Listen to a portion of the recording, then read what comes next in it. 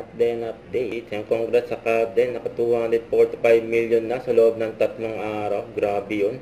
And na-break pa nga yung first day ng third day. Naka 90 million.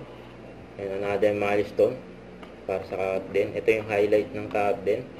And sa kanilang 3 days sa pag-iikot sa mga sinihan sa mall. Marami na pasaya ang Hotden. And tuloy-tuloy pa yan. Abot hanggang billion. Siyempre. Yan, ganyan kalakas ang Hotden. Down to black screening para kila Alden Richards at Captain Bernardo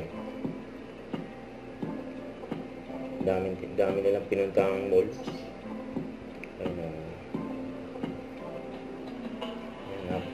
Non-stop ang kanilang black screening Guys, we're done for day 3 of our cinema tour. We're excited for tomorrow. Yes, we'll see you again tomorrow. See you guys. Let's go. Let's go. Ayun pa nga, by partner pa nga sila. Huwag kalimutan mag-subscribe, click ang notification bell para more update. Ito po ang Richard Reaction Vlog. Bye guys, thanks for watching.